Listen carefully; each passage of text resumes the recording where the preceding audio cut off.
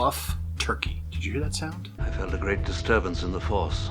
Oh, that was the sound of thousands of taters all going silent at the same time. That's right, this might be the most taterific bottle known to man. Buff turkey. So what is it? And why are people going nuts for it? There's a fantastic interview recently with Bruce Russell that explains exactly what buff turkey is, but the short summary is this. 16-ish years ago, Wild Turkey was having some distillery problems and needed some extra whiskey. All the whiskey distilleries are all kind of friends, so the folks at Buffalo Trace said, hey, we've got time on our stills, how can we help? And what resulted is a whole ton of single barrels like this, where they were using Wild Turkey's mash bill, but it's all of Buffalo Trace's grains, Buffalo Trace's yeast, they're distilling it, they're barreling it, but then it goes to Wild Turkey to age. So when it came time for these barrels to get inspected, the Russells decided this didn't fit anything that should be a turkey product. You shall not pass! And whatever broker got a hold of these things, they are making a killing. I'm sure you've seen it. Bottles like this, or some of the dark arts, etc., their retail price is $300. I think this one in particular was $200 something. For a 16-year-old one-of-a-kind whiskey, that's kind of interesting, but doing it completely in the dark, you could see where I would be like. So today, what we're going to do on 2 Minute Tuesday is, this is my personal Buffalo Turkey that I have a hold of. It sits at 107 proof, and why this one stood out to me is it's the lowest proof of all of them I've ever seen. And if you kind of think about it, other than the fact that it's not a wheated mash bill, it's kind of like getting a hold of a Pappy. It's 16 years, it's 107 proof, it's all the Buffalo Trace stuff, but aged at Wild Turkey. So this kind of just clicked in my head is very interesting. I got an opportunity to get one, so I did. Now, there's tons of other ones out there. I've been fortunate enough, and as you can tell kind of by how much is missing, this has gone to a couple shares. I've been fortunate to try 5 different Buffalo Turkey products.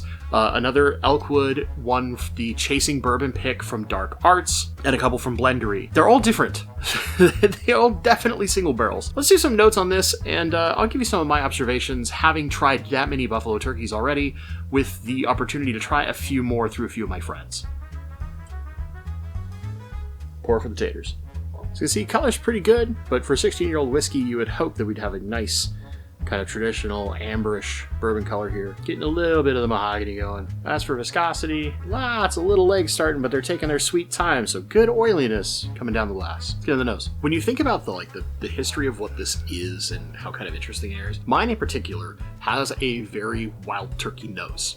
There's a little bit of that like turkey funk. There's definitely a cherry note, but I would say that cherry is more the Buffalo Trace cherry. It's a little sweeter. It's not quite slightly sweet, but more like fresh fruit cherry as opposed to kind of cherry syrup type thing that I usually get out of Buffalo Trace. There's plenty of oak influence and a little bit of pepper. There's another like the grape that I would get out of a lot of Buffalo Trace products. You know, the other thing that's really interesting is like teeny tiny little like honeydew melon, which I don't think I've ever had out of any whiskey. It's good on the palate. I've had this a few times before, right? But it never surprises me how upfront it has a kind of like spiciness that I would expect out of Wild Turkey. Think like if you get to like the Wild Turkey 8 years or even some of the 12 year, the exports, where it's mellowed down a little bit. It's not super spicy like standard 101. But there's this kind of spiciness. That cherry is definitely there. And so is that honeydew melon. But that cherry's, like I said, the Buffalo Trace cherry. It's a little sweeter, almost syrupy, as opposed to kind of like fresher fruit type cherry that I normally would get from a lot of like, say, the Russell's products as an example. And the oak and that spice that is there is wonderful. Just kind of brings a nice thing. There's like a tiny hint of vanilla. Okay, so when I go in for my extra sip here, the honeydew comes out really strong. I couldn't really associate what that note was until a weekend share pretty recently with my friend Simone Barkeep, a couple of our friends, and one of which being our friend Thomas, and he was like, I always get this melon note out of every buff turkey I've ever tried. And I was like, that's that thing I've been trying to figure out. Let's get an overall score on this thing. I'm gonna go with an 89. While I think this is really, really good, I don't know that it's necessarily worth the crazy price tags that are coming in. If you pay attention to the secondary market at all, some of the ones that are getting close to or over hazmat, they're $1,000+ and it's kind of ridiculous. And I've had the opportunity to try one that's very close. It was 138.8 or 0.6, whichever one the Chasing Bourbon Dark Arts is.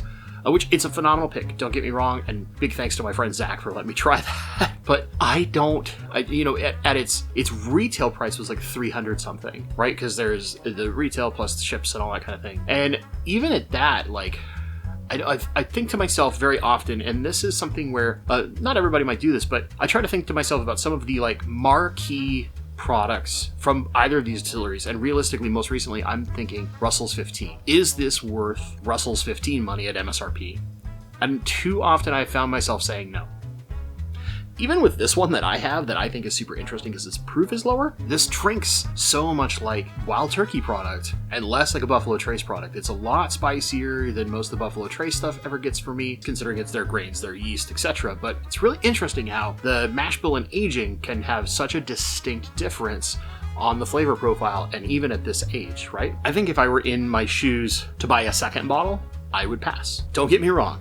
I feel very spoiled to have gotten this for its effective MSRP, which, was, after the shipping and all that, was like $250, which that's a lot. That's a lot. This is something special in whiskey history, and it's one of those things that is probably not going to ever happen, or at least if it happens again, it's going to take another 15 to 20 years. So in that regard, it's kind of cool to have one. Is it one of those things where I'm like, I have to have another? No, because I feel like I can try so many other products at a similar or even lower price point where I'm going to be just as happy, if not happier. I think of things like H. Taylor Barrel Proof, a lot of the, like Russell's 13. Russell's 13 is phenomenal. Or, man, honestly, this Wild Turkey 101 12 year that's an export only, even if you're paying like the secondary prices, it's phenomenal for what it is, because that extra age just changes the flavor profile so much and makes it interesting. Plus, it comes in this amazing cool box for those that care about tatering out that hard. But seriously, I feel like recently I've been comparing it to like, does this beat Jack 14? No. And Jack 14's MSRP was $150. Does it beat Russell's 15? And Russell's 15 was, I think 250 MSRP or so. I know that after Washington State tax or so, mine came out to like just shy of about $300. So very similar in price point to this. And do I think that this beats them out? No. But it has a really cool story, and if you're in the place and you have the opportunity to get one for yourself, and you're okay spending even upwards of $400 or $500, because that's what a lot of them are on secondary, like the lower proof Elkwoods like this, they're all typically $450-ish on secondary, and I personally don't think they're worth that. I really don't. At $250, I'm kind of like okay to have the one because it's just cool. I've got to share it with a bunch of friends. We've all got to understand what the heck is Buff Turkey when it comes to what we're drinking, as opposed to the story and the hype. What are we actually drinking, and is it interesting? It's interesting, but it's not $600, $700, $800, $900 interesting. I'm sorry, it's not. There's so much better whiskey you can have out there when you start talking that kind of price tag. Have you had an opportunity to try any of the Buff Turkeys? Do you have Buff Turkey? Are you like one of those crazy lucky people that has like 15 different bottles, and you're like, oh no, I've tried them all, and trust me, man, this one and this one, they're just the best thing I've ever had in my life? I want to hear from you in the comments down below. If you've enjoyed this video, please consider giving it a like and subscribing. That's one of the best ways to tell YouTube, hey, I like this, and someone else might too. Plus, it happens to be free. Once we hit 1,000 subscribers, we're going to be giving away the C.H. Taylor Single Barrel right over here, and a few other things. When we hit 500 subscribers, I'll start announcing that now, but I'm going to give away a couple sample packs. And they're not going to be just like generic, boring whiskey. I'm talking like this row here, all the Russells, or a bunch of Stag, E.H. Taylor Barrel Proof, things like that. We're going to go that caliber of whiskey. I'm going to give out a number of sample packs once we hit 500 subscribers. Please consider subscribing, maybe even share. If you've enjoyed this, let me know in the comments down below. As always, my friends, thank you so much for watching, and stay awesome.